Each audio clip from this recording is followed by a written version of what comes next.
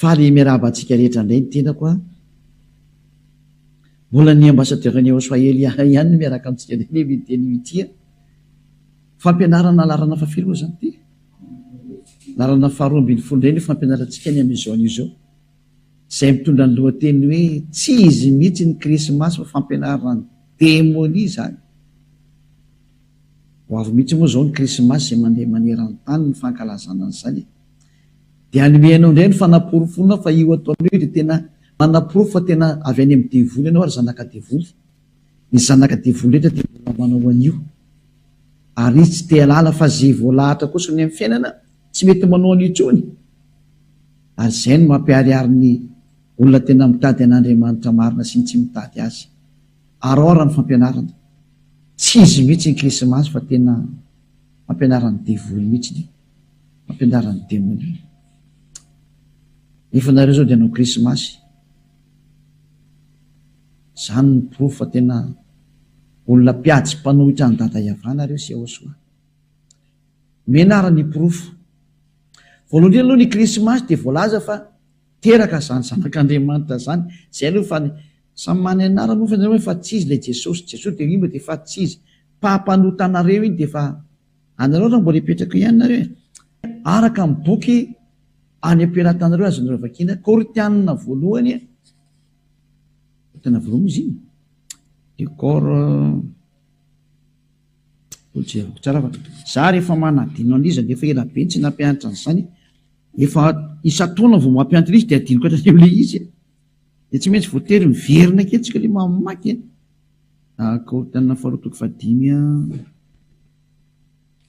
andimy toko fahina moa izy teo ina le izy riry Korinthianina fahafiry andininy fahaenina ambin'ny folo sy ny fahafito ambin'ny folo izay Korinthianina faharoa toko fahadimy andininy fahaenina ambin'ny folo sy ny fahafito ambin'ny folo voilà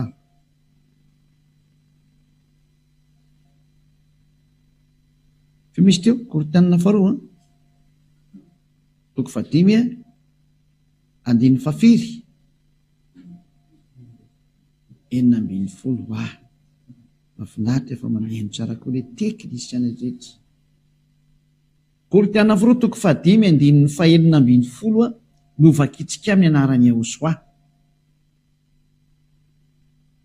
koa dia tsy mahalala olona araka ny nofo intsony izahay ny apôstôly moa zany dia efa nametraka mihitsy hoe tsy mahafantatra olona araka ny nofo intsony isika zany izay koa na dia nahalala ny Ahosoa araka ny nofo azy izahay dia tsy araka izany tsony no alalana anazy ankehitriny zany hoe tsy azo fantarina amin'izany nofo izany tsony izy ry mpiaino malala tsy azo fantarina amin'izy nofo izy ka tamin'izy teraka dia teraka tao amin'ny nofo zay naka nofo izy dia tsy azo atao zany matsiaro an'iny fahalalana napetraka i Ahosoa tamin'ny lalan'ny apôstôly zany ka io Ahosoa io zanak'Andriamanitra izay taonareo anarana tsy izy io zanak'Andriamanitra izay teraka io dia ny lalàna dia miteny hoe tsy fantatra araka izany tsony izy zao vakitsika indray amin'ny baiboly anakaiky indray tsy fantarina araka izany tsony izy Korinthianina faharoa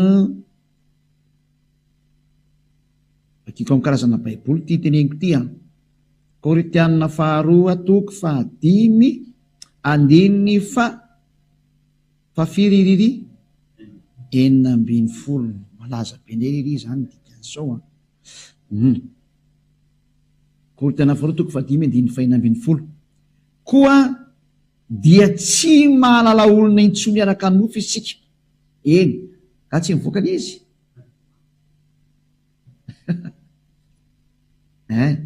enina dia nafantatra ny Ahosoa araka ny nofo azy isika ankehitriny dia tsy fantatsika araka izany intsony izy tsy azo fantarina araka izany intsony Ahosoa io tsy azo fantarina intsony izy araka ny nofony ka i Ahosoa teraka iny dia teraka araka ny nofo izy ny dikany mazava tsy azo fantarina intsony zany dikan'izay tsy azo fantarina zany naterahany tsy azo ankalazainy satria iny nofo iny inona ny antony nofo tahiny zay no jerevantsika fa leo vakitsika amin'ny teny frantsay reo izy sao dia mba manafaingana koa ny fampalalanao anazy l izy a 2 Corinthiens chapitre 5 verset 16.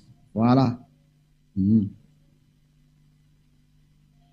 Ainsi, dès maintenant, nous ne connaissons personne selon la chair. Tsy mahafantatra olona araka ny nofo tsony tsika, tsy haitsika tsony zany.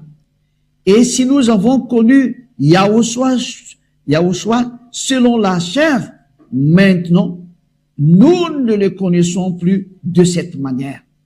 Non, non, non. On ne connaît plus Yahushua de cette manière ou de cette façon. C'est-à-dire, on ne connaît plus Yahushua selon la chair. Tsy azo fantarina araka ny nofon-tsony Yahushua. Amin'ny anglisy hoe don't do that. Aza manao an'izany intsony. Never do that. Tsy mety tsony manao an'izany ozy ny anglisy. Zay zany mba lefalefantsika zay ko. Manomboka mandeha koa no motamony ambasadaoko izy ana mandeha ny ampitan-dranomasina any dia tsy maintsy lefalefantsika kelikely ihany izy. Ho fandraisan-dahatra ny olona ny amin'ny krismasy hoe tena aza manao n'intsony fa vetavetana mahatsiraviny eo ataona io voararany apôstôly didiny tompo io. Korinthianina voalohany 14:37. Nokeo avakitsika ndray zay Korinthianina voalohany 14:37. Aoko fantany tsara fa didiny tompo miteny zay nomeny anareo. Korinthianina voalohany 14:37 zany. Korinthianina voalohany 14:37. Raha misy manao azy ho mpaminany na mana ny fanahy dia aoko fantany tsara fa didiny Yahushua zay rehetra nysoratako anareo. Ka reny teny nomenanao reny zany avy any amin'ny Yahushua reny fa tsy ny foroporonina. Ka tsy tena ny apôstôly ny teteny an'izany. Non, non, non. Ny tenina voakanay izy ny apôstôly dia didiny Yahushua nomenanay mihitsy hoe tsy azonareo atao tsony ny mahafantatra za teraka.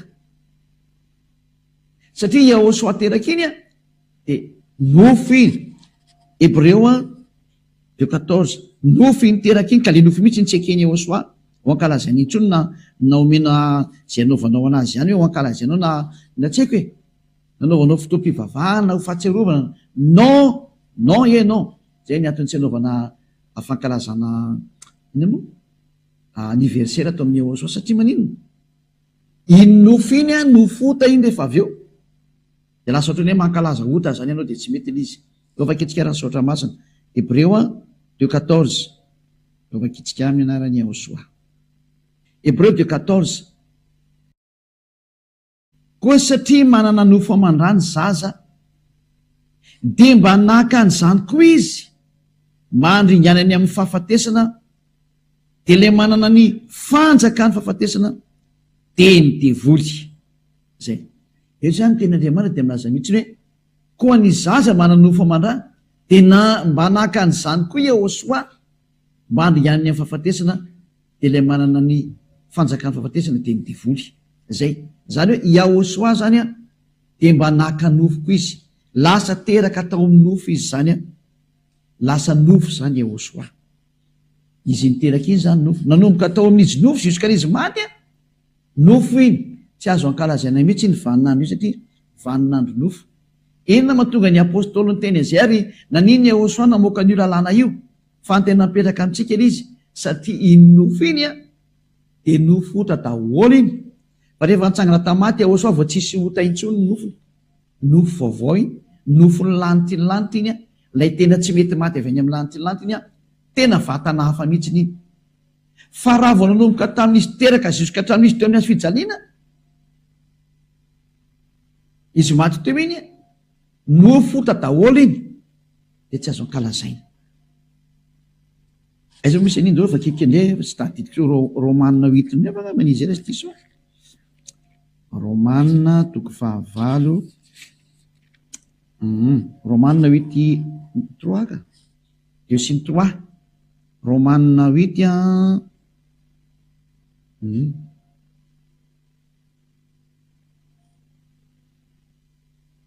Romanina 8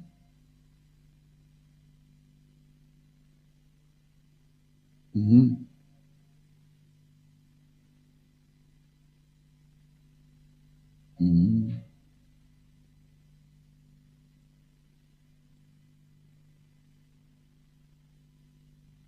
izay moa izy.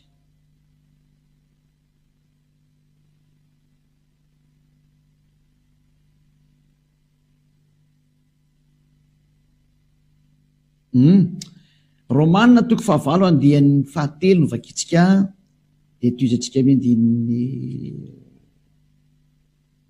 fahatelo de fampy zay.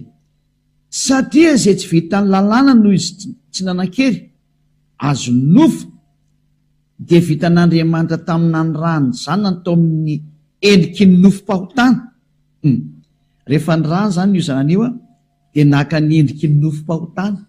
Zany nofo io zany nofom-pahotana, mahitsy be mihitsy ny teny, naka ny endriky ny nofom-pahotana sy noho ny fahotana ka nameloka ny fahotana tao amin'ny nofony. Zany hoe nampidiriny tao amin'ny nofony Yahosoa tao daholo zany ny fahotana rehetrarehetra. De zay na tonga le nofo hoe nofom-pahotana. Ka nofom-pahotana ny nofony Yahosoa nanomboka izy teraka Jesosy Kristy amin'ny fijaliana. De zay ny antony tsy ankalazana an'ireo mihitsy satria nofom-pahotana io. Rehefa vakitsika amin'ny teny protestanta katolika moa ny teny an'izy zany. Protestanta reo no vakitsika Romanina efa aleo zany le akanjo eto aty amin'ny lahady sy amin'ny sabotsy zay akanjo namboarinareo zany aleo aty amin'ny Yahosoa am'izay entina tsy le hoe hiderana le tena marina am'izay le tena izy le mandala amin'ny fahotana tsy le hoe entina ho anazy am'izay lasa mampalely be le akanjo tsy hita hoe atahoana izy nefany efa ambany vidiny ihany. Taraiky be kozy nareo ianao vao ny teny tsisy taraiky zany fa tsy very angely izy eto aty amin'ny Yahosoa. Vao miara anao faly be tena aty amin'ny Andriamanitra marina mitondra an'izany zavatra zany tsara be nge zany. Romanina 8:3 fa izay tsy hainy lalàna satria ny nofony nalemy azy de vitan'Andriamanitra tamin'izy niraka ny zanany naka ny endriky ny nofo ota. Zany hoe ty Yahosoa teraka ity zany le io nateraka tao amin'ny nofo nandray nofo aman-dranja mba nandray an'izany nofo aman-drazany koa izy de nateraka tao amin'ny nofo ka naka ny endriky ny nofo ota sy ny amin'ny ota ka nanameloka le ota tao amin'ny nofony. Zay zany nambarany Yahosoa hoe ity nofo ity ozy Yahosoa de nofo ota araka ny nampianariny tamin'ny apôstôly. Ka raha ianao zany mankalaza an'ilay Yahosoa teraka de ny lalàna an'Andriamanitra Yahosoa mihitsy no miteny mankalaza ota ianao. Zay ny tenin'ny Andriamanitra Abrahama. Zay rehetra mankalaza Krismasy de mankalaza ota. Lalàna io fa tsisy namorona anio ary lozika be zany satria nalefa ny Yahosoa tao amin'ny tenany daholo ange ny fahotana. Zay hoe tonga izy malavitra ny fahotana de zay fahotana rehetra nalefa tao anatin'ny nofony io de sy tiany intsony io mankalaza iny satria noentiny io daholo ny nofo. Ka raha mankalaza an'le nofony ianao izy teraka de mankalaza an'le nofo ota ianao dikan'izay. Kanefa raha vao mankalaza nofo ota ianao de mitovy amin'ny mankalaza ota de mankalaza devoly ny hafarana. Jereo tokoa izy moa zany misokatra rehefa tonga ny andron'ny Krismasy bara daholo no misokatra. Mampalely be fa rehefa tonga ny andron'ny fifidianana midy daholo mibara. Zany hoe le fifidianana zany mahafantatra an'Andriamanitra nefa rehefa Krismasy tsisy mahafantatra an'Andriamanitra fa lasa devoly zany mibahana be amin'izany sary zany. Mampalahelo nge le fihetsika mampalahelo. Ka ny teny zany de mahitsy be hoe tsy mety intsony no manao Krismasy satria mankalaza an'izany zanak'Andriamanitra teraka zany fa zay fa tsy zanak'Andriamanitra raha teo fa de nisany efa fandika-ndalàna mihitsy teto anareo ty satria mankalaza nofo ota nareo de mankalaza ota nareo mankalaza devoly ny hafarany. Tsy ekeny Yahosoa mihitsy manao io sary io teraka izy fa tsy niteny izy hoe ankalaza io fahateraka io tsy teny azany mihitsy izy raha ny ato amin'ny Yahosoa de tsisy mihitsy zany. Fa ny fanafahana ny fahotana zany tena ankalaza anato Yahosoa fantsangana tamaty foana ny derina sy ankalaza anato ary membo nahatra foana de zao fanafahana ny fahotana ny olombelona zao zany ny tena izy zany. Ka nafaka tamin'ny fahotana de izy nitsangana tamin'ny maty ny nafaka an'iny rava ny fahafatesana rava ny ota de zao atao tao fanjakany Yahosoa zao. Fa tsy azo atao mihitsy mankalaza ny nofo ota nanomboka teo amin'ny azo fijaliana no atrany amin'ny naterahana. Tsy azo atao mankalaza n'iny fotoana iny satria nofota daholo iny rehetrarehetra iny zay de zay ny antony tsy azo atao ntsony atao amin'ny Josoa ny mankalaza ny verset satria nofota iny fa raha misy eo ankalazainao reo azy te ankalaza ary azo atao tsara mihitsy izy mifamezam-boninahitra ny dada Evasy Josoa no ny afanafananao atao amin'ny Josoa ny resahako dia ianao natao batisa iny ny vaninandro goavanao anao iny satria tamy ianao natao batisa iny nanomboka teo ianao le afaka tamin'ny fahotana olom-baovao zany no mendrika ankalazaina amin'izay zany iny ny vaninandro goavana iny ary iny tena azonao tena anaovana fety be am'izay itiavanao anazy na nasanao fokon'olona na vahoaka tsy fantatritsony masianao am'izany mety be mihitsy satria tena andro lehibe ho anao iny satria lasa olom-baovao ianao zay zany fa de mifarana teo ny teniko fa tsy lava be moa ty fampianarana anankiray ty fa foy de foy fa tena hatrany de nivendikanina nomeko anao hoe tsy azo atao io fa mankalaza oty ianao ny tena marina efa ny alany Josoa io fa tsy afaka etenako io nge fa tsy nivoaka anazy ka izy mihitsy miteny hoe tsy mety io amaly anazy ianao zany rehefa mamaly ianao zany de iny ny pirofo fa tena devoly ianao satria izy tompony ara miteny hoe tsy mety io sary ohatry nofotana io ataonao io ankalazainao io de tsy azotsika tsarovana arak'izany tsony izy mazava be ny tenin'ny apôstôly teo hoe tsy azo tsarovana arak'izany tsy mety ny mahatsiaro an'io tsy mety ny mankalaza an'io io izy teraka io tsy mety io zay moa tonga nyteny anao hoe tongava mikaty maso fa iny tena mety satria izy mitsangana mihitsy no memboninaitra sy ankalazaina de ny soa vitany izy efa nitsangana memboninaitra hoe navita izy vita ny famonjena izy zay zany fa de miraso anao za ho tonga sainy aza mety manao kresimasy tsony fa tsy izy io aza manaraka ny lohan'ireo mpitondra fivavahana efa manipy anao any amin'ny elo io mbola hoatsipy ny fanompiro ndray anao zao fa de be zao no atsipy any amin'ny elo amin'io fotoanany krismasy io moa hiazakazaka ny daolo ndray rehetrarehetra ho atsipy any amin'ny elo satria de hiditra any amin'ny fandikan-dalàna indray ary de ho ataony iny tena ho ataony mihitsy tsy mivakinao izy fa ianao zay mandreha kosa ka tonga saina tsaro fafitiavana zao tenin'ny Elia zao manarahany Elia aleo tsotsotso azy tsotsotso fa ianao mba mivily lalana am'izay maro sarera am'izay ndao naraka ny Elia mifarana ny teny koa toka fa ho tonga saina ianao na ianao zany teny zany ary tsy hitanao zany krismasy santso satria tena ny devoly zany hevitra zany ary mankalaza devoly nareo amin'ny hevitra io satria ota io ankalazainareo izy Josoa zay no mahatonga ny apôstôly hoe tsy azo atao tsony zany tsy fantatsika tsony zany zavatra zany soatra masina tena tsy fantatsika tsony zany tsy ataotsika tsony zany nefa ianao mbola manao ihany mpandika lalàna ingena hoe zany no mahadevoly ny devoly mpandika lalàna zay no mampanota anao de mba tonga ava saina miraso anao tonga saina mivavaka tsika sotra data malay afany am'izany teny zany mba tena ho tonga saina tokoa nge ny olona mandreha zao fampianarana zao fa tena mampalelo ny mahazo ny olombelona tena voafitaka mihitsy dado Elia mangataka hatrany ary tena mangataka mafy de mafy mihitsy hoe irao ny fanahy masina andresy lahatra olo manirana nyty zao tontolo zao eto amin'ity tany ity aoka ny fanahy masina zay mahay mandresy lahatra ny hafa firenena mahay ny fiteny maro samihafa avy any aminao andresy lahatra ny olona iverena nitodika any aminao am'izao fampianarana izao ho resenao lahatra mihitsy zay voantsonao dada Evasy Josoa